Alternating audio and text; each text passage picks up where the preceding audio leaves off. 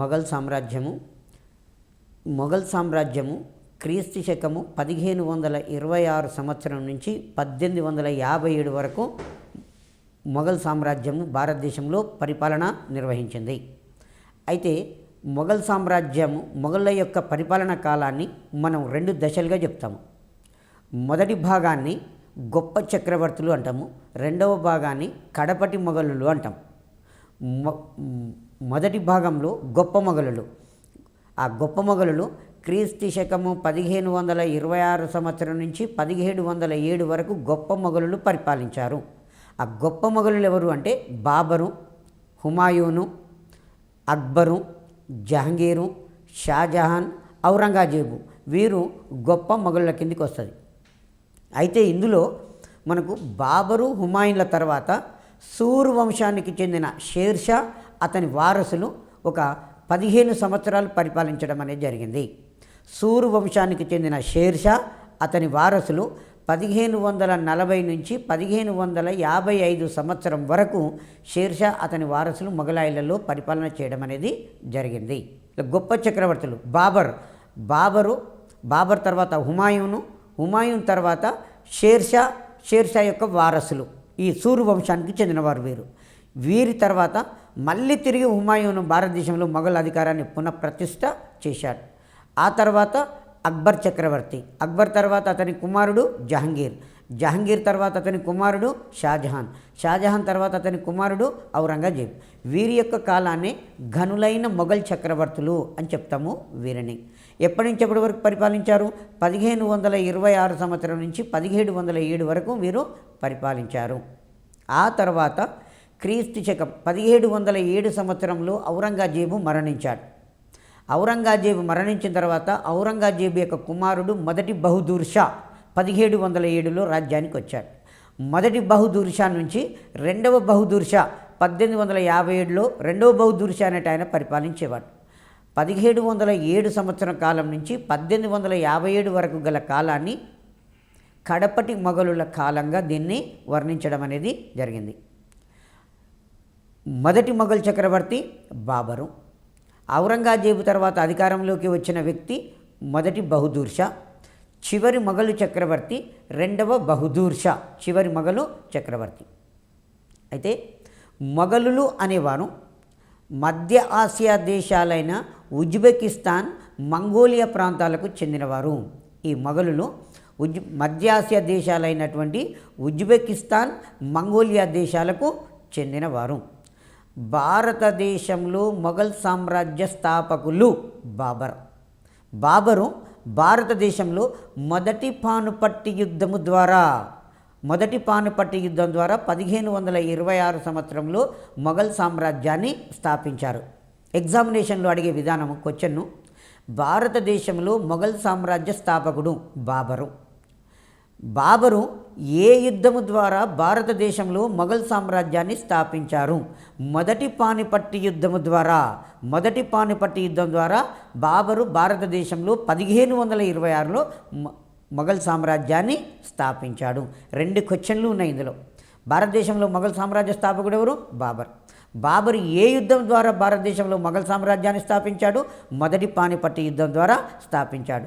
ఏ సంవత్సరంలో మొఘల్ సామ్రాజ్య స్థాపన జరిగింది? క్రీస్తు శకము 1526లో మొదటి పానిపట్టి యుద్ధం ద్వారా భారతదేశంలో మొఘల్ సామ్రాజ్య స్థాపన జరిగింది. మొఘలాయిలు తురుష్కులలో చాగతాయ్ తురుష్క వంశానికి చెందినవారు. ఇది చాలా ఇంపార్టెంట్ స్కూల్ అసిస్టెంట్ వాళ్ళకు. మొఘలులు చాగతాయ్ తురుష్క వంశానికి చెందినవారు. భారతదేశంలో మొఘల్ సామ్రాజ్య స్థాపకుడు ఎవరు? బాబర్ యొక్క అసలు పేరు జహీరుద్దీన్ మహమ్మద్ బాబర్ యొక్క అసలు పేరు జహీరుద్దీన్ మహమ్మద్ బాబర్. ఇది కూడా మనకి ఎగ్జామినేషన్లో అడగటానికి ఆస్కారం ఉంటుంది. బాబర్ యొక్క పూర్తి పేరేంది? జహీరుద్దీన్ మహమ్మద్ బాబరు క్రీస్తు శకము 1483 సంవత్సరంలో ఫిబ్రవరిలో మధ్యాసియాలోని ఫర్ఘానాలో జన్మించాడు. మధ్యాసియాలో ఉన్నటువంటి ఫర్ఘానా అను చిన్న సంస్థానంలో జన్మించాడు. బాబర్ యొక్క తల్లి కుతులక్ నిగ్గర్, తండ్రి ఉమర్ షేక్ మిర్జా. తండ్రి పేరు ఉమర్ షేక్ మిర్జా తండ్రి పేరు. బాబరు తల్లి తరపున మంగోల్ నాయకుడైన చెంగీజ్ ఖాన్ వంశానికి చెందినవాడు, తండ్రి తరపున తైమూర్ వంశానికి చెందినవాడు. ఇక్కడ చూడండి, ఇద్దరు యోధాగ్రేసరుల యొక్క వంశానికి చెందినవాడు బాబర్. బాబర్ యొక్క రక్తంలో ఇద్దరు యోధాగ్రేసరుల యొక్క రక్తం అనేది ఉన్నది.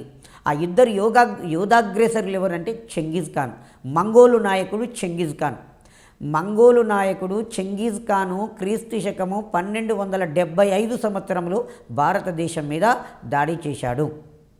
ఆ తర్వాత తైమూర్ దండయాత్ర క్రీస్తు శకము 1398 సంవత్సరం. ఇది చాలా ఇంపార్టెంట్ అండి.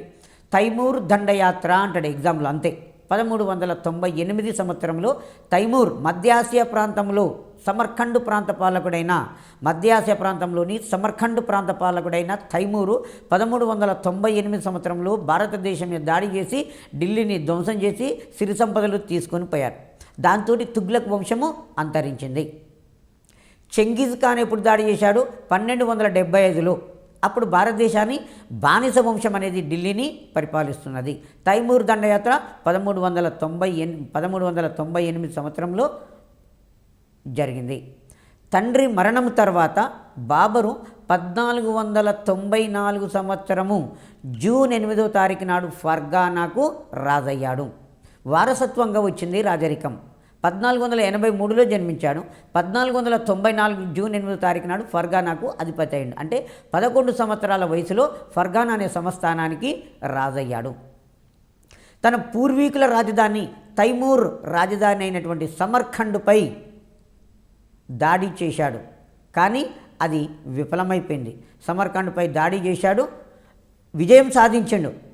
కానీ ఈ లోపల ఫర్గానాలో దాయాదులు తిరుగుబాటు చేశారు. బాబర్కు చక్రవర్తి అయిన తర్వాత తన పూర్వీకుల రాజధాని సమర్ఖండ్, తైమూర్ రాజధాని అయినటువంటి సమర్ఖండ్ మీద దాడి చేసి దాన్ని జయించాడు. కానీ దాయాదులు అనే వాళ్ళు ఫర్గానాలో తిరుగుబాటు చేసి రాజ్యాన్ని ఆక్రమించుకున్నారు. సమర్ఖండ్ నుంచి ఫర్గానాకు బయలుదేరాడు. మార్గమధ్యంలోకి రాగానే ఈ సమర్ఖండ్లో కూడా తిరుగుబాటు జరిగి రాజ్యాన్ని కోల్పోయాడు. 2 రాజ్యాలను కోల్పోయి అడవులు పట్టుకొని బికారిగా తిరిగాడు. కొంతకాలం బికారిగా అడవులు పట్టుకొని తిరిగిన తర్వాత 1504 సంవత్సరంలో కాబూల్లో జరిగినటువంటి పరిణామాలు ఈయనకు అనుకూలంగా కలిసి వచ్చి కాబూల్ మీద దాడి చేసి 1504లో కాబూల్లో మళ్ళీ కాబూల్ను ఆక్రమించుకుని అక్కడ ఒక స్వతంత్రమైన రాజ్యాన్ని స్థాపించాడు. బాబరు 1504 సంవత్సరంలో కాబూలుపై దండెత్తి దాన్ని ఆక్రమించాడు. కాబూలుపై దండెత్తి దాన్ని ఆక్రమించాడు. ఆ తర్వాత తన పూర్వీకుల రాజధాని సమర్ఖండ్ను, తన రాజధాని ఫర్గానాను రెండింటినీ కోల్పోయాడు. 1522లో కాందహారును ఆక్రమించాడు. మళ్ళీ కాబూల్ తర్వాత 1522లో కాందహార్ అనే దాన్ని కూడా ఆక్రమించాడు. ఇదే టైంలో భారతదేశంలో లోడీ వంశం అనేది ఢిల్లీ సింహాసనాన్ని పరిపాలిస్తున్నది. లోడీ వంశంలో చిట్ట చివరి పాలకుడు ఇబ్రహీం లోడీ. ఇబ్రహీం లోడీకి పంజాబ్ పాలకుడైనటువంటి దౌలతా ఖాన్ లోడీకి పడకుండా ఉండింది. కాబట్టి పంజాబ్ పాలకుడైన దౌలతా ఖాన్ లోడీ బాబర్ను భారతదేశం మీద దండెత్తి రమ్మని ఆహ్వానము పలికినాడు. ఇది ఎగ్జామ్లో అడగటానికి ఆస్కారం ఉంటుంది. బాబరును భారతదేశంపై దండెత్తి రమ్మని ఆహ్వానము పలికినది ఎవరు? పంజాబ్ పాలకుడైన దౌలతా ఖాన్ లోడీ ఆహ్వానము పలికినాడు. అదే టైంలో రాజపుత్ర రాజైనటువంటి మేవార్ పాలకుడైనటువంటి రాణా సంగ్రామసింహుడు కూడా బాబర్ను భారతదేశం మీదకి దండెత్తి రమ్మని ఆహ్వానం పలికాడు. ఇతను కూడా ఎందుకు ఆహ్వానం పలికాడు అంటే, బాబరు భారతదేశం మీద దండెత్తి వచ్చేసి ఆ ఢిల్లీ పాలకుడు ఇబ్రహీం లోడీని ఓడించి తరిమి వేసిన తర్వాత నేను ఢిల్లీలో ఒక కొత్త హిందూ సామ్రాజ్యాన్ని స్థాపించవచ్చు, రాజపుత్ర రాజ్యాన్ని స్థాపించవచ్చు అని రాణా సంగ్రామసింహ భావించి బాబర్ను భారతదేశం మీద రమ్మని ఇతను కూడా ఆహ్వానం పలికాడు. కానీ ఇందులో మనకు ముఖ్యంగా బాబరును భారతదేశం మీద దండెత్తి రమ్మని ఆహ్వానము పలికినది పంజాబ్ పాలకుడు దౌలతా ఖాన్ లోడీ. ఆ తర్వాత ఈయన పేరు మనం రాణా సంగ్రామసింహుని పేరు చెప్పుకోవడం అనేది జరగవచ్చు. మొదటి పానిపట్టు యుద్ధము క్రీస్తు శకము 1526 ఏప్రిల్ 21న. మొదటి పానిపట్టు యుద్ధము క్రీస్తు శకము 1526 ఏప్రిల్ 21న జరిగింది. ఏప్రిల్ 21వ తారీఖున జరిగింది. ఇక్కడ ఈ యుద్ధం ఎప్పుడు జరిగింది, ఎవరెవరి మధ్య జరిగింది అనేది చాలా ఇంపార్టెంట్. భారతదేశ చరిత్ర గతిని మార్చిన నిర్ణయాత్మకమైన యుద్ధాలలో మొదటి పానిపట్టు యుద్ధం కూడా ఒకటి. ఈ మొదటి పానిపట్టు యుద్ధము 1526 ఏప్రిల్ 21న జరిగింది.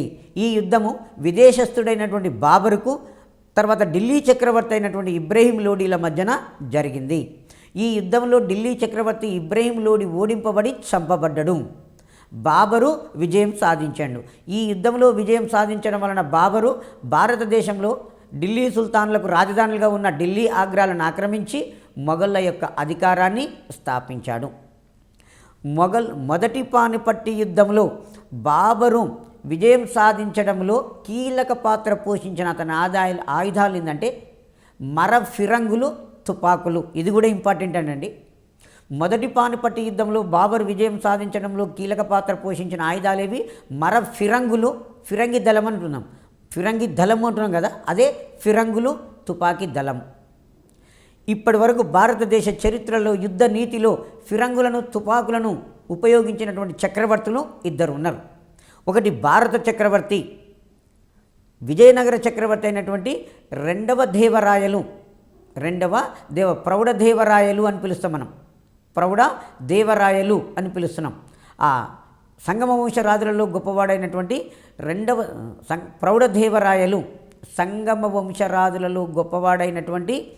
ప్రౌఢదేవరాయలు మొదటిసారిగా ఫిరంగులను, తుపాకులను ఉపయోగించాడు యుద్ధతంత్రంలో. దాని తర్వాత విదేశస్థుడైనటువంటి బాబరు యుద్ధతంత్రంలో ఫిరంగి దళమును, తుపాకీ దళాలను ఉపయోగించాడు. ఈ కాన్వా దగ్గర రాణా సంగ్రామసింహునికి బాబరుకు మధ్యన కాన్వా యుద్ధం జరిగింది. 1528 సంవత్సరంలో కాన్వా యుద్ధం జరిగింది. ఈ యుద్ధంలో బాబరు జిహాదు చేయమని తన సైనికులకు ఆదేశించాడు. కారణం ఏంటంటే బాబరు యొక్క సైన్యము 12,000 మంది, రాణా సంగ్రామసింహుడు రాణా సంగ ఒకటే, అతని యొక్క సైన్యము 1,00,000 మంది. రాణా సంగ్రామసింహుడు 100 యుద్ధాలు చేసి విజయం సాధించాడట. శతాధిక యుద్ధవీరుడు అంటాం, శతాధిక యుద్ధవీరుడు అని చెప్పేస్తాం రాణా సంఘాను. మరి 100 యుద్ధాలు చేశాడు, విజయం సాధించడు, సైన్యము 1,00,000 మంది ఉన్నదని చెప్పి విని బాబరు యొక్క సైన్యము భయపడిపోతే అప్పుడు బాబరు తన సైన్యాన్ని మొత్తం ఒక దగ్గర ఏర్పాటు చేసి ఉపన్యాసం ద్వారా తన సైనికులలో ధైర్యాన్ని నూరిపోసి జిహాద్ కరో అని చెప్పిండు. అంటే మనము పవిత్రమైన యుద్ధం చేస్తున్నాము అని చెప్పిండు. యుద్ధంలో మరణిస్తే అల్లా దగ్గరికి వెళ్తాము, యుద్ధంలో విజయం సాధిస్తే భారతదేశ పాలకులం అవుతాము, జిహాద్ కరో అని చెప్పేసి. ఈ కాన్వా యుద్ధంలో రాణా సంగ్రామసింహుడు ఓడి పోవడం అనేది జరిగింది. బాబరు విజయం సాధించాడు. అయితే ఈ రాణా సంగ్రామసింహునికి చందేరి దుర్గాధిపతి సహకరించాడు. కాబట్టి బాబర్ ఏం చేశాడు అంటే 1528 సంవత్సరంలో చందేరి దుర్గాధిపతి మేదిని రాయితోటి కూడా యుద్ధం చేశాడు. చందేరి దుర్గాధిపతి మేదిని రాయితోటి 1528 జనవరి 29న యుద్ధం చేసి ఆ మేదిని రాయిని ఓడించి చందేరి దుర్గాన్ని ఆక్రమించాడు.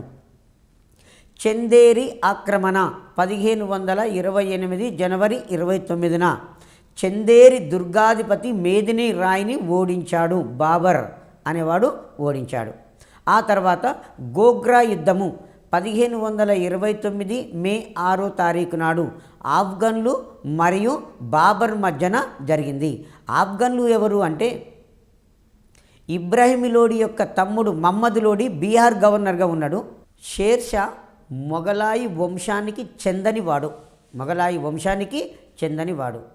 షేర్షా సూరు వంశానికి చెందినవాడు.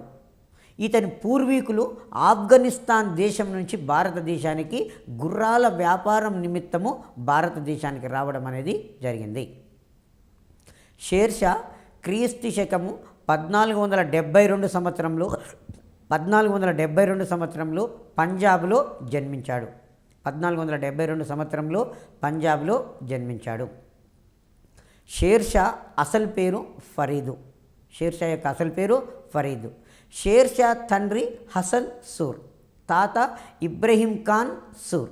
ఇద్దరు కూడా ఆఫ్ఘనిస్తాన్ దేశం నుంచి గుర్రాల వ్యాపారం నిమిత్తం భారతదేశానికి వచ్చి ఆ తర్వాత ఆ వ్యాపారాన్ని రద్దు చేసుకొని ఈ దేశంలో స్థిరపడిపోవడం అనేది జరిగింది. సికిందర్ లోడి, ఢిల్లీ చక్రవర్తి సికిందర్ లోడి హసన్ సూర్కు బీహార్లోని ససరాం తర్వాత కవాస్పూర్ తండా అనే జాగీర్లను ప్రదానం చేయడం అనేది జరిగింది. ఈ షేర్షా యొక్క తండ్రి హసన్ సూరు భారతదేశానికి వచ్చి స్థిరపడిన తర్వాత ఢిల్లీ చక్రవర్తి సికిందర్ లోడిని కలుసుకొని అతని యొక్క మెప్పును పొంది బీహార్ రాష్ట్రంలో ఉన్నటువంటి ససరాం అనే ప్రాంతాన్ని, తర్వాత కవాస్పూర్ అనే ప్రాంతాన్ని, తండా అను జాగీర్లను ఇతను పొందడం అనేది జరిగింది. షేర్షా ఏ వంశస్థుడు? సూరు వంశస్థుడు. షేర్షా ఏ వంశస్థుడు? సూరు వంశస్థుడు. ఇదే మనకు కాంపిటేటివ్ ఎగ్జామ్లో ఎక్కువసార్లు అడుగుతున్నటువంటి బిట్టు. షేర్షా ఈ వంశానికి చెందినవాడు, లేదు షేర్షా ఏ వంశస్థుడు? సూర్ వంశస్థుడు. సూర్ వంశస్థుడిగా చెప్పుకోవడం అనేది జరిగింది. షేర్షా అసలు పేరు ఫరీదు. షేర్షా అసలు పేరు ఫరీదు అని చెప్పేస్తాం. అయితే షేర్షా యొక్క తండ్రికి 4 భార్యలు. షేర్షా యొక్క తల్లి మొదటి భార్య. ఈ షేర్షా తండ్రి హసన్ సూర్కు చిన్న భార్య అంటే ప్రేమ వలన ఈ షేర్షాను పట్టించుకోలేదు. కాబట్టి మారు తల్లి ఆమె యొక్క కుమారుడు షేర్షాను బాగా ఇబ్బందులు పెట్టారు. ఇబ్బందులు పెడితే షేర్షా తండ్రిని వదిలి తండ్రికి మిత్రుడైనటువంటి జాన్పూర్ పాలకుడు జమాల్ ఖాన్ దగ్గరికి వెళ్ళి అతని దగ్గర విద్యలను అభ్యసించి అతని యొక్క మెప్పును పొంది ససరాం జాగీర్ను తండ్రి నుంచి పొందడం అనేది జరిగింది. ఈ ఫరీదు లేదు షేర్షా యొక్క తెలివితేటలను పరిశీలన చేసినటువంటి జాన్పూర్ పాలకుడు షేర్షాకు అతని తండ్రికి ఇద్దరికి మధ్యన రాజీ కుదుర్చడం అనేది జరిగింది. ఆ విధంగా షేర్షా ససరాం జాగీర్లను బాధ్యతలను దాదాపుగా ఒక 21 సంవత్సరాల పాటు నిర్వహించడం అనేది జరిగింది. ఆ ససరాం జాగీర్దారుగా పనిచేస్తూనే పాలనా అనుభవాన్ని ఇతను గడించాడు. ఆ తర్వాత ససరామును వదిలి, ఎందుకంటే ససరామును 21 సంవత్సరాలు పరిపాలించిన తర్వాత మారుతల్లి ఆమె కుమారుడు ఇద్దరు కూడా షేర్షాను ఇబ్బంది పెట్టారు. కాబట్టి ఆ సంస్థానాన్ని వదిలేసి దక్షిణ బీహార్ గవర్నర్ బాహర్ ఖాన్ లోహానీ కొలువులో ఇతను ఉద్యోగంలో చేరాడు. షేర్షా అనేవాడు ఎవరి కొలువులో ఉద్యోగంలో చేశాడు? బహర్ ఖాన్ లోహానీ కొలువులో ఉద్యోగంలో చేరాడు. ఒకరోజు బహర్ ఖాన్ లోహానీ అడవిలో వేటకు పోతే ఒక పులి అకస్మాత్తుగా బహర్ ఖాన్ మీద దాడి చేస్తుంది. ఆ టైంలో ఈ షేర్షా దగ్గర ఎలాంటి ఆయుధం లేదు, ఒట్టి చేతులతోటే ఉన్నాడు. కానీ తన రాజు మీద దాడి చేసి తన రాజును చంపుతానికి ప్రయత్నం చేస్తున్నటువంటి పులిని ఒట్టి చేతులతోటి ఈ షేర్షా చంపేశాడు. షేర్షా యొక్క అసలు పేరేంది? ఫరీదు. కాబట్టి ఈ దక్షిణ బీహార్ గవర్నర్ అయినటువంటి బహర్ ఖాన్ లోహానీ తనను కాపాడినటువంటి ఫరీదుకు షేర్ ఖాన్ అనే బిరుదునివ్వడం అనేది జరిగింది. షేర్ ఖాన్ అనే బిరుదునిచ్చి దక్షిణ బీహార్ ఉపగవర్నర్గా నియమించాడు. బహర్ ఖాన్ విశ్వాసము కోల్పోయి అతను బహర్ ఖాన్కు నమ్మకమైన రాష్ట్రాధిపతిగా కొంతకాలం పనిచేసిండు. తర్వాత బహర్ ఖాన్ యొక్క విశ్వాసాన్ని కోల్పోయి ఈ జాగీర్లను వదిలిపెట్టేసి మళ్ళా తిరిగి మొఘల్ చక్రవర్తి యొక్క ఆస్థానానికి పోయాడు. అప్పుడు భారతదేశంలో అప్పటికే 1526లో భారతదేశంలో మొఘల్ వంశాన్ని బాబరు అనేట ఆయన స్థాపించాడు. కాబట్టి ఇతను ఏం చేశాడు? ఆగ్రా కోటకు వెళ్ళి బాబర్ ఆస్థానానికి వెళ్ళి బాబర్ యొక్క మెప్పును పొంది ఆగ్రా కోటలో సైనికాధికారిగా జాయిన్ కావడం అనేది జరిగింది. ఈ విధంగా షేర్షా మొఘలాయి కోటలోకి పోయి ఆగ్రా కోటలోకి పోయి పాలకునిగా ఒక ప్రాంతానికి గవర్నర్గా గుర్తింపు పొందడం అనేది జరిగింది. ఆ తర్వాత బహర్ ఖాన్ విశ్వాసం కూలిపోయిన తర్వాతనే బాబర్ కొలువులోకి పోయాడు. ఈ లోపున బహర్ ఖాన్ అనేటాయన చనిపోతాడు. బహర్ ఖాన్ అనేటాయన ఈ లోపల చనిపోతాడు. చనిపోయినప్పుడు ఆ బహర్ ఖాన్ భార్య ఏం చేసిందంటే, నా కుమారునికి సంరక్షకునిగా మీరు పనిచేద్దురండి అని చెప్పేసి ఈ షేర్ ఖాన్ను పిలిపిస్తుంది, షేర్ షాను పిలిపిస్తుంది. అతనేం చేశాడు, బీహార్కు వచ్చి ఈ బహర్ ఖాన్ లోహాని యొక్క కుమారునికి సంరక్షకునిగా పనిచేసి ఆ తర్వాత రాజకీయ పరిణామాలను తనకు అనుకూలంగా మలుచుకొని వారిని కూలదోసి తను ఈ దక్షిణ బీహార్కు పాలకుడిగా ఎదగడం అనేది జరిగింది. ఈ విధంగా 1530 సంవత్సరంలో షేర్ ఖాను బీహార్ ప్రాంతానికి, దక్షిణ బీహార్ ప్రాంతానికి పాలకుడు కాగలడం అనేది జరిగింది. ఆ తర్వాత బెంగాల్లో ఉంటుంది చూనార్ అనేది. చూనార్ పాలకుడు తాజ్ ఖాన్. ఇతను 1531 సంవత్సరంలో మరణించాడు. చూనార్ పాలకుడు తాజ్ ఖాన్ 1531 సంవత్సరంలో మరణించాడు. ఇతను మరణించడంతో ఈ చూనార్ పాలకుడు తాజ్ ఖాన్ మరణించిన తర్వాత షేర్షా అతని భార్య లార్డ్ మాలిక్ను వివాహం చేసుకుంది.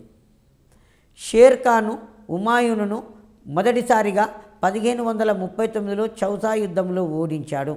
ఆ తర్వాత 1540లో కనౌజు యుద్ధంలో పూర్తిగా ఓడించి భారతదేశం నుంచి, ఢిల్లీని నుంచి తరిమివేసి ఆ భారతదేశంలో ఢిల్లీ, ఆగ్రాలను ఆక్రమించి ఆఫ్ఘన్ల అధికారాన్ని తిరిగి పునరుద్ధరించాడు. షేర్షా పూర్వీకులు ఏ దేశానికి చెందిన వాళ్ళు? ఆఫ్ఘన్ దేశానికి చెందిన వాళ్ళు. కాబట్టి ఈయన స్థాపించిన సామ్రాజ్యాన్ని రెండవ ఆఫ్ఘన్ సామ్రాజ్యము. ఎందుకంటే ఢిల్లీని పరిపాలించిన చివరి రాజవంశము లోడీ వంశస్థులు ఆఫ్ఘనిస్తాన్ నుంచి వచ్చారు. కాబట్టి ఈ షేర్షా స్థాపించిన అధికారాన్ని భారతదేశంలో ఏమంటారంటే రెండవ ఆఫ్ఘన్ సామ్రాజ్యము అని చెప్పుకోవడం అనేది జరిగింది. షేర్షా హుమాయూనును మొదటిసారిగా చౌసా యుద్ధంలో ఓడించాడు. ఆ తర్వాత కనౌజు యుద్ధంలో ఓడించి భారతదేశంలో పూర్తిగా మొఘలాయులను తరిమివేసి సూరు వంశ పాలనను తిరిగి ప్రవేశపెట్టడం అనేది జరిగింది. ఆ తర్వాత షేర్షా 1542 సంవత్సరంలో మాల్వాపై దాడి చేసి దాన్ని ఆక్రమించాడు. మాల్వా అంటే మనకు మధ్య భారతదేశం, గ్వాలియర్ అనే ప్రాంతాన్ని ఆక్రమించడం అనేది జరిగింది.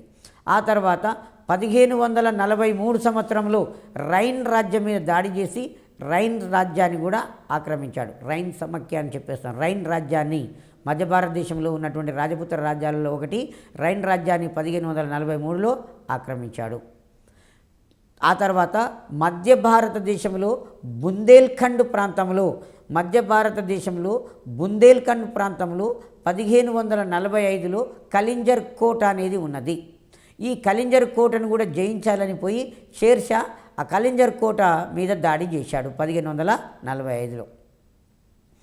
ఈ కలింజర్ కోట గోడను పేల్చివేస్తున్నాడు. ఆ గోడను మందుగుండు ఫిరంగులతోటి పేల్చివేస్తుంటే ఫిరంగి పోయి గోడకు తగిలి రిఫ్లెక్ట్ అయ్యి వెనుకకు వచ్చి మందుగుండులో ఆ మంట పడేసి ఆ మందుగుండు సామాగ్రి పడడం వలన ఇతని దగ్గర ఉన్నటువంటి మందుగుండు పేలి తీవ్రమైన గాయాలయ్యి దాని తర్వాత ఇతను మరణించడం అనేది జరిగింది. 1545 సంవత్సరంలో షేర్షా మరణించాడు. షేర్షా కాలంలో చక్కటి పోలీసు వ్యవస్థ ఉండేది. షేర్షా తను పరిపాలన చేసేటప్పుడు శాంతి భద్రతలను రూపొందించడానికి ఒక చక్కటి పోలీసు వ్యవస్థను ఏర్పాటు చేసి గ్రామాధికారులకే శాంతి భద్రతలను కాపాడే బాధ్యతను అప్పగించాడు. షేర్షా గ్రామాధికారులకు శాంతి భద్రతలను కాపాడే బాధ్యతలను అప్పగించడం అనేది జరిగింది. షేర్షా పరిపాలనలో మొఘల్ చక్రవర్తి అక్బర్కు మార్గదర్శకుడు. ఇతను ఏం చేశాడు అంటే పౌరపాలనా విధానానికి రూపకల్పన చేసిన తొలి భారతీయ ముస్లిం చక్రవర్తిగా పేర్కొంటాం. భారతదేశంలో పౌరపాలనా విధానానికి రూపకల్పన చేసినటువంటి తొలి భారతీయ చక్రవర్తిగా షేర్ ఖాను నిలవడం అనేది జరిగింది. షేర్షా తనకు పరిపాలనలో సహకరించడానికి 4 మంత్రులను నియమించుకున్నాడు. పరిపాలనా సౌలభ్యం కోసము తన రాజ్యాన్ని 47 సర్కారులుగా విభజించాడు. ఇది చాలా ఇంపార్టెంటు. షేర్షా తన రాజ్యాన్ని ఎన్ని సర్కారులుగా విభజించాడు? 47 సర్కారులుగా విభజించాడు. సర్కారు అంటే ఏంది? రాష్ట్రం. సర్కారు అంటే ఏంది? రాష్ట్రంగా చెప్పుకోవచ్చు. షేర్షా తన రాజ్యాన్ని 47 సర్కారులుగా విభజించాడు. ఇది చాలాసార్లు మనకు డిఎస్సీలు అడుగుతున్నాడు, ఇతర కాంపిటేటివ్ ఎగ్జామ్లో కూడా అడుగుతున్నటువంటి బిట్టు. సర్కారు వ్యవహారాలను చూసేందుకు షిక్దారన్ అనే అధికారిని మున్సిఫాన్ అను ఉద్యోగులను నియమించాడు.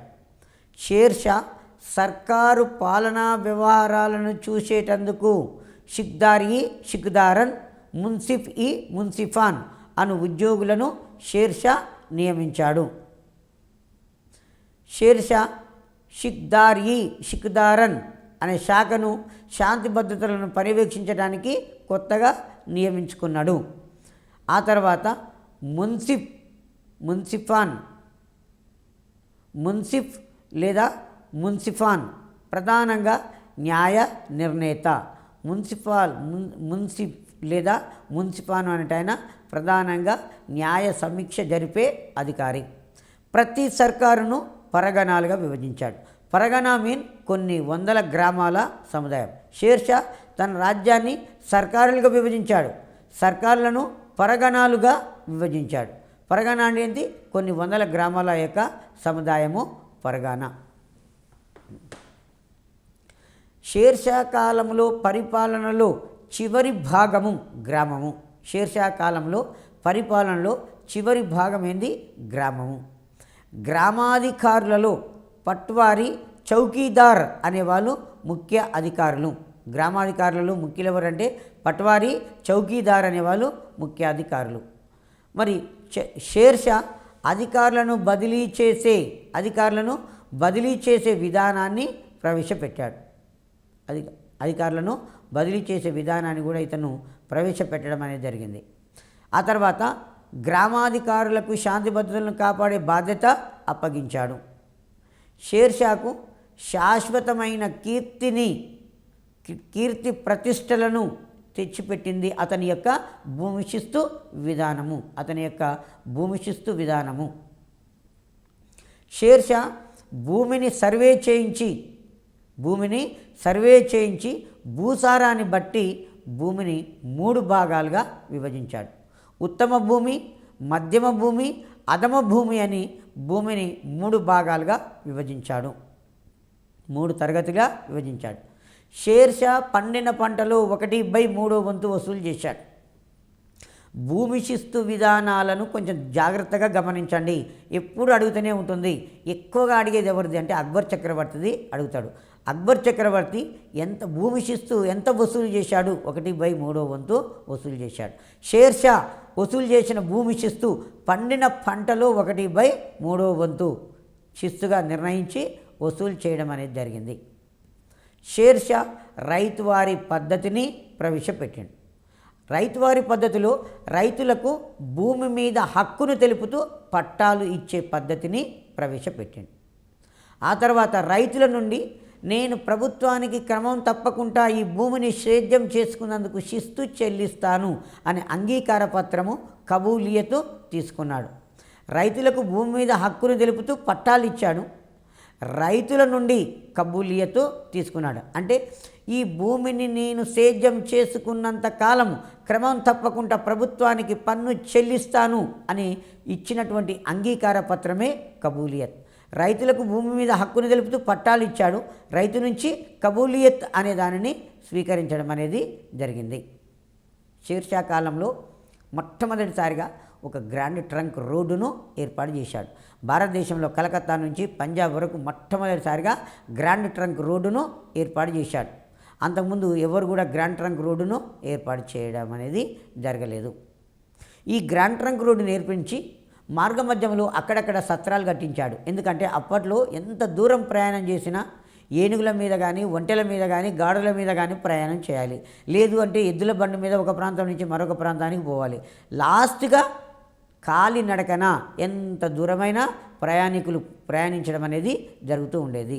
అలా రహదారిని నిర్మించి అక్కడ ఒక పెద్ద బావిని తోడి ఒక రెస్ట్ హౌస్ని ఏర్పాటు చేసి ప్రార్థన చేసుకోవటానికి ఒక మసీదుని ఏర్పాటు చేసి కొంతమంది అధికారులను అక్కడ నియమించడం అనేది జరిగింది. ఈ విధంగా షేర్షా గ్రాండ్ ట్రంక్ రోడ్డుని ఏర్పాటు చేసి మార్గ మధ్యంలో సత్రాలు కట్టించి ఒక ఛత్రాలను కట్టించాడు. ఇవి కాలక్రమేణా పోస్టాఫీసులుగా అభివృద్ధిలోకి రావడం అనేది జరిగింది. షేర్షా ససరాములో తన సమాధిని, అంటే దీన్ని ముసోలియము అంటాం, ఢిల్లీలో పురాణ కిలాను హిందూ ముస్లిం వాస్తుశిల్పకళా శైలిలో నిర్మించాడు. షేర్షా యొక్క సమాధి ఎక్కడ ఉన్నది? ససరాములో ఉన్నది. ససరాములో తన సమాధిని షేర్షా తనే నిర్మించుకున్నాడు. అదేవిధంగా పురాణ కిల్లా, ఢిల్లీలో పురాణ కిల్లాను ఎవరు నిర్మించారు? షేర్షా. ఢిల్లీలో ససరాములో తన సమాధిని ఏమని పిలిచారు? ముసోలియం అని కూడా చెప్పుకుంటాం. మరి షేర్షా యొక్క ఉద్దేశంలో రైతు అనేవాడు దేశానికి గొప్పగా అని చెప్పేసి రాజ్య సంపద రైతు సంక్షేమం మీద ఆధారపడి ఉంటుందనే సత్యాన్ని గుర్తించిన మొదటి భారతదేశ చక్రవర్తి. రాజ్యం యొక్క సంక్షేమము దేని మీద ఆధారపడి ఉంటుంది? రైతు యొక్క సంక్షేమం మీద ఆధారపడి ఉంటుంది. సో ఈ విధంగా రైతు యొక్క సంక్షేమాన్ని గుర్తించిన మొదటి భారత చక్రవర్తి షేర్షాగా చెప్పుకోవడం అనేది జరుగుతుంది. షేర్షా మొఘలాయి షేర్షా అనేవాడు మొఘలాయి పద్ధతులను ప్రవేశపెట్టాడు. షేర్షా ఏం చేశాడు? మొఘలాయి పద్ధతులను ప్రవేశపెట్టడం అనేది జరిగింది. అక్బర్ చక్రవర్తి మొఘలాయి పాలకులనే కాకుండా భారతదేశ చక్రవర్తులలో అక్బర్ చక్రవర్తి చాలా గొప్పవాడు. మధ్యయుగ భారతదేశ చరిత్రలోనే కాక ప్రపంచ చరిత్రలో ఒక విశిష్టమైన స్థానాన్ని పొందినటువంటి వ్యక్తి లేదు చక్రవర్తి అక్బర్. అక్బరు హమీదాబాను బేగంకు అక్టోబర్ 15వ తారీఖు నాడు 1542 సంవత్సరంలో అమర్కోటలో జన్మించాడు. హుమాయూను అక్బర్ను పంజాబు పాలకునిగా నియమించాడు. ఎందుకంటే ఈ హుమాయూను సరిహింద్ యుద్ధంలో సికిందర్ సూర్తో యుద్ధం చేసినప్పుడు ఆ యుద్ధంలో అక్బర్ పాల్గొని తన తండ్రికి సహాయపడిండు.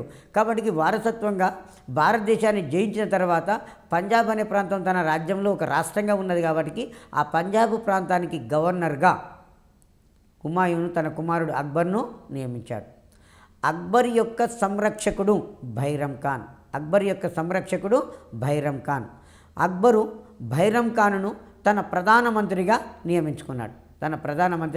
నియమించుకోవడం అనేది జరిగింది.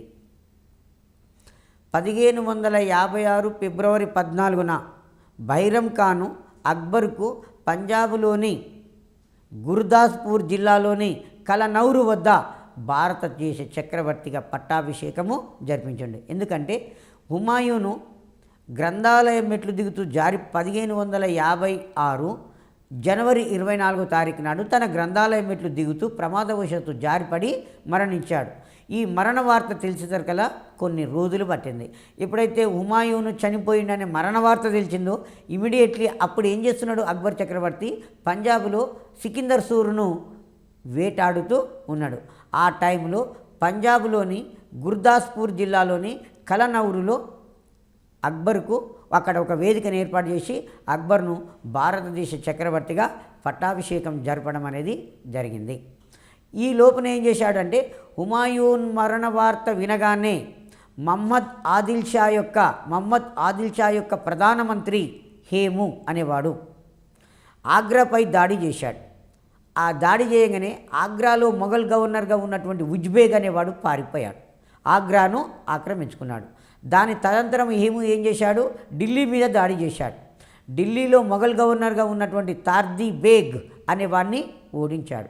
ఈ విధంగా హేము తన ప్రభువైనటువంటి ఆదిల్ షాను ఎదిరించి విక్రమాదిత్య అనే బిరుదుతోటి ఢిల్లీ సింహాసనాన్ని అధిష్ఠించడం అనేది జరిగింది.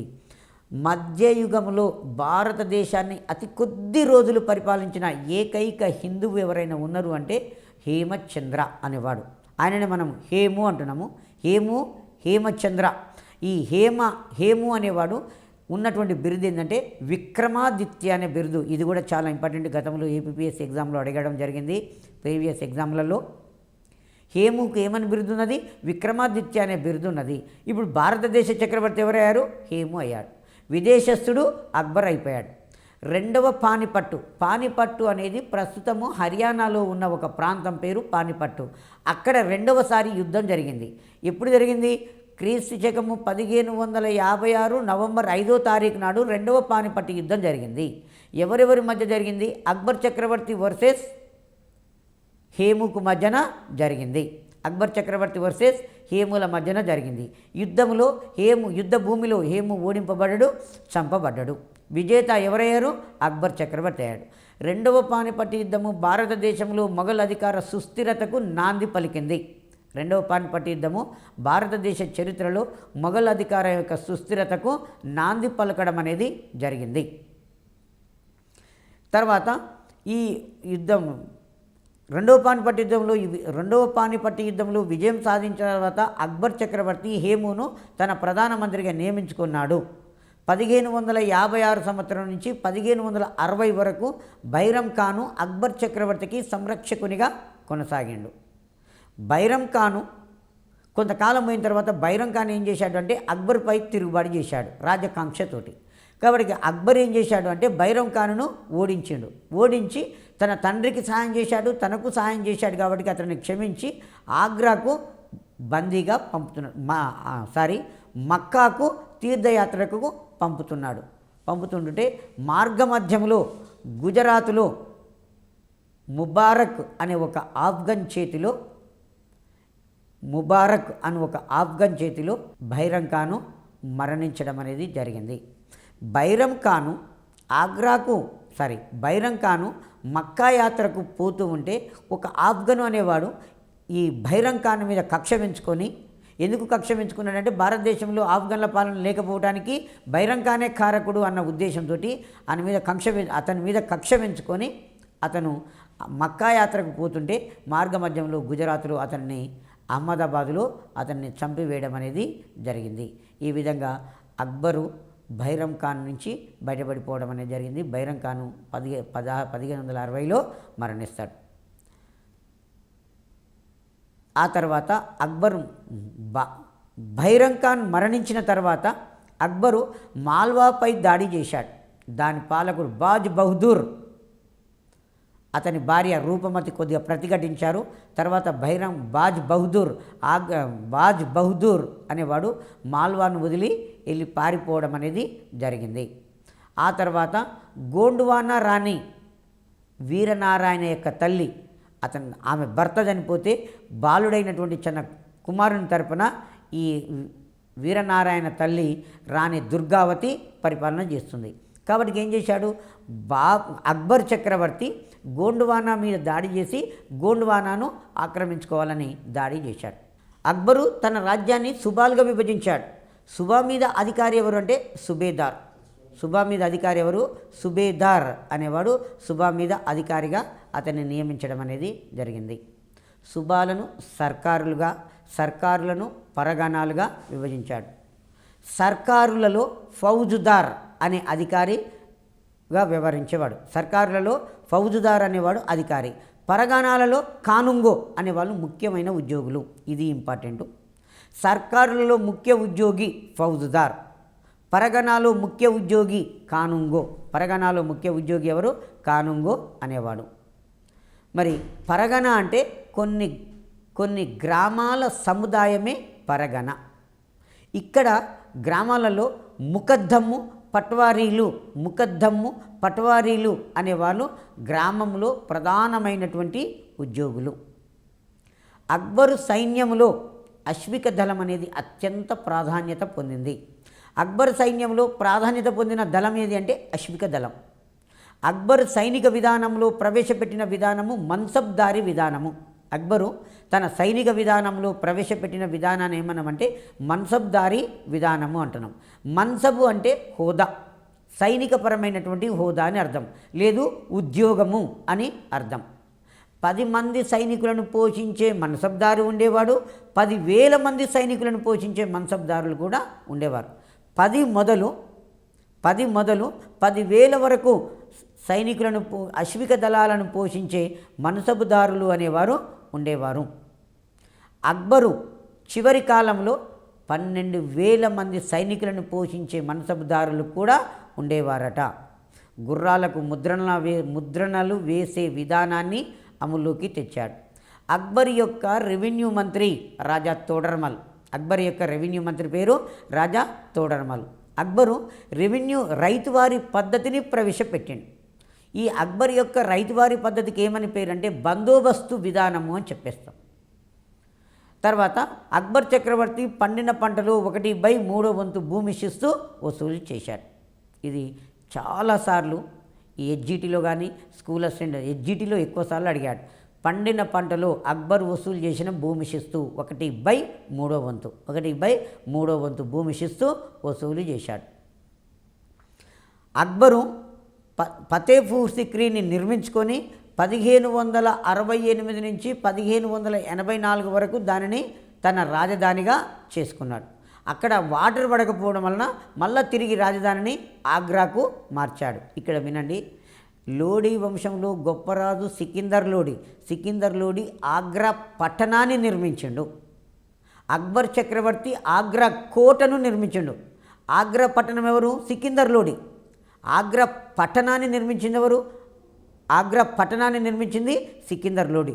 ఆగ్రా పట్టణంలో ఒక కోటను నిర్మించాడు, అదే అక్బర్ చక్రవర్తి. ఆగ్రా కోటను నిర్మించింది అక్బరు చక్రవర్తి. అక్బరు భూమి శిస్తు విధానంలో రైతువారి పద్ధతి ప్రవేశపెట్టాడు కదా. పంట పండే విధానాన్ని బట్టి భూమిని 4 రకాలుగా విభజించాడు. పోలస్, పరోటి, చాచరు, బంజరు అని 4 రకాలుగా విభజించాడు. మొదటి 2 రకాల భూములను ఉత్తమ మధ్యమ భూములుగా విభజించాడు. తర్వాత హిందువుల కేసులను విచారించడానికి పండితులను నియమించాడు. అక్బర్ చక్రవర్తి నిరక్షరాస్యుడు అని కొంతమంది చరిత్రకారుల యొక్క అభిప్రాయం. రైతులకు భూమి మీద హక్కును తెలుపుతూ పట్టాలు ఇచ్చాడు. ఆ తర్వాత హిందువుల మీద ఉన్నటువంటి తీర్థయాత్రల పన్నును 1563లో, జీజియా పన్నును 1564లో రద్దు చేశాడు. హిందువులు మతపరమైనటువంటి ఉత్సవాలు బాహాటంగా జరుపుకోవటానికి అనుమతినిచ్చాడు అక్బర్ చక్రవర్తి. ఫతేపూర్ సిక్రీలో అన్ని మతస్థులతోటి ప్రార్థనలు జరపడానికి 1575లో ఇబాదత్ ఖానా అనే ప్రార్థనా మందిరాన్ని నిర్మించాడు. అక్బరు అన్ని మతస్థులతోటి మత చర్చలు ఎక్కడ జరిపేవాడు అంటే ఇబాదత్ ఖానా అనే ప్రార్థనా మందిరంలో. ఇబాదత్ ఖానా అనే ప్రార్థనా మందిరాన్ని 1575 సంవత్సరంలో ఫతేపూర్ సిక్రీలో నిర్మించాడు. భారతదేశంలో ఉన్నటువంటి హిందువులలో ఉన్నటువంటి సతీ సహగమనాన్ని మాన్పించడానికి కూడా అక్బర్ చక్రవర్తి ప్రయత్నం చేశాడు. అక్బర్ చక్రవర్తి అనేక మతస్థులతోటి ఇబాదత్ ఖానాలో మత చర్చలు జరిపిన తర్వాత ఏ మతస్థులు కూడా ఆయనతో సంతృప్తికరమైన సమాధానం చెప్పకపోవడం వలన 1582 సంవత్సరంలో అక్బర్ చక్రవర్తి దీన్ ఈ ఇలాహీ అనే ఒక నూతన మతాన్ని ప్రవేశపెట్టాడు. ఈ దీన్ ఈ ఇలాహీ మతాన్ని ఏ సంవత్సరంలో ప్రవేశపెట్టాడు? 1582 సంవత్సరంలో ప్రవేశపెట్టాడు. దీన్ ఈ ఇలాహీ మతానికి ఆధ్యాత్మిక గురువు చక్రవర్తి అని చెప్పేస్తాం. అయితే ఇందులో గొప్ప వ్యక్తులలో రాజా బీర్బల్ తప్ప ఎక్కువ మంది హిందువులు అనేవాళ్ళు ఇందులో చేరలేదు. ఈ దీన్ ఇలాహీ మతానికి ప్రధానమైనటువంటి పూజారి ఎవరంటే అబుల్ ఫజల్. ఈ దీన్ ఇలాహీ మతస్థులు సూర్యుని, అగ్నిని ఆరాధించడం అనేది జరిగింది. అక్బర్ ప్రవేశపెట్టిన నూతన మతము దీన్ ఈ ఇలాహీ. ఈ మతస్థులు సూర్యుని, అగ్నిని పూజించేవారు. హిందువులకు ఉన్నతమైన పదవులు ఇచ్చి గౌరవించాడు. అక్బర్ మరణంతో అతని మతం అనేది అంతం కావడం అనేది జరిగింది. అక్బరు ఇబాదత్ ఖానాలో ప్రతి గురువారము మతపరమైన చర్చలు జరిపేవాడు. 1562లో యుద్ధ ఖైదీలను బానిసలుగా మార్చే విధానం ఏదైతే ఉన్నదో దాన్ని రద్దు చేశాడు. గతంలో మొఘల్ చక్రవర్తులు రాజ్య పరిపాలన చేసేటప్పుడు యుద్ధ ఖైదీలు పట్టుబడితే వారిని హిందువులుగా ఉన్నట్లయితే వారిని ఇస్లాం మతంలోకి మార్చేవారు. ఆ మతం మార్పిడి పద్ధతిని ఈయన రద్దు చేశాడు. అక్బర్ ఆస్థాన కవి అబుల్ ఫజల్ మరియు అబుల్ ఫైజీ అనే ఇద్దరు కవులు ఉన్నారు. అబుల్ ఫజలు అక్బర్నామా, ఐనీ అక్బరీ అనే గ్రంథాలను రాశాడు.